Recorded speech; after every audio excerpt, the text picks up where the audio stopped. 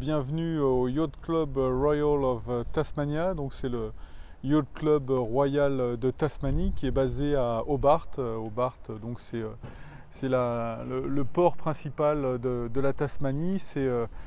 Et donc le Yacht Club, c'est celui qui en fait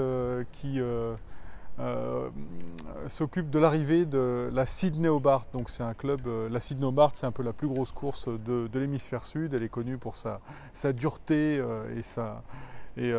c'est une des plus grosses courses la plus grosse course qu'on peut trouver dans l'hémisphère sud. Donc vous voyez, c'est un club qui est assez prestigieux et c'est là en fait qu'on est installé pour recevoir Jean-Luc, enfin en tout cas pour accueillir Jean-Luc Vandenette quand il va s'arrêter donc là au drop point, au Botchet drop point du nom d'un de nos partenaires et qui représente en fait le deuxième petit ralentissement organisé donc par la course, de façon à ce que nous, organisateurs, on puisse récupérer les images de la course et qu'on puisse interviewer les coureurs. Donc Jean-Luc est attendu aux alentours de vendredi soir heure française.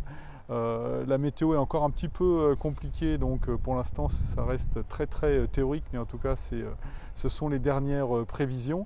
Et donc nous, une partie de l'équipe de la Golden Globe Race, on va être là pour l'accueillir. En tout cas, on va documenter, on va filmer son approche, on va commencer à lui parler un petit peu.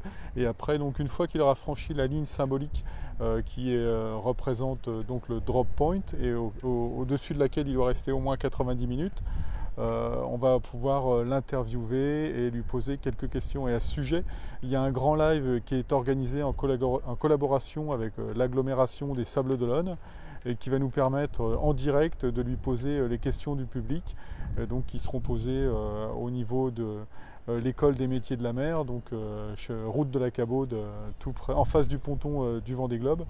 Et donc il y aura tout un tas de personnes qui seront là, évidemment, et notamment sa famille, et qui seront en mesure, via donc le téléphone, de lui poser des questions en direct. Donc ça va être un grand moment d'émotion, parce que la première fois qu'on s'était arrêté, c'était à Lanzarote. Finalement, ils étaient partis depuis assez peu de temps, et la météo avait été relativement clémente. Là, c'est le deuxième drop point. Jean-Luc aura traversé l'Indien. Et de belle façon, avec beaucoup d'avance, notamment sur Mark Slatz second et sur Ukuranma qui est troisième actuellement. Et ce sera vraiment l'occasion d'avoir les premiers retours. Après, c'est presque 3 mois de course, et cet isolement vraiment fort qui caractérise aussi le concept de cette course. Et ça va nous permettre de le voir en vrai, autrement que sous la forme d'un petit point sur le tracker de la Golden Globe Race. Et on est très très heureux de ça. Voilà. Donc Jean-Luc, a priori, il va en profiter évidemment pour regarder un petit peu au calme son gréement, faire le tour du bateau, et sans doute pour se reposer quelques heures, parce qu'il faut savoir qu'il a un rapport assez particulier à l'Australie, parce que la dernière fois qu'il s'est rapproché des côtes australiennes, c'était pendant une des éditions du BOC avec son cigare rouge. Il s'était échoué sur une plage près du port de Sydney.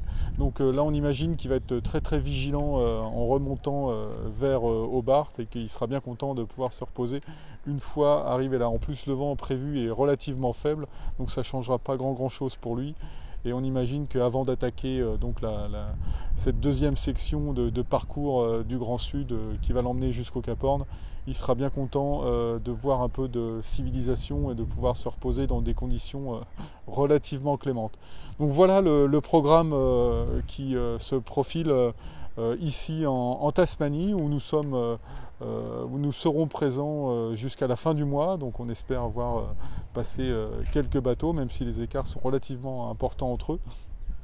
Et on va continuer sur le rythme aussi qu'on avait au Sable d'Olonne, c'est-à-dire qu'un petit point tous les matins, je vais vous écrire quelques petites vidéos sur le tracker, et puis on va agrémenter tout ça de vidéos un peu plus exceptionnelles de l'arrivée des bateaux. Donc suivez ça de près, il y aura des updates réguliers sur Facebook.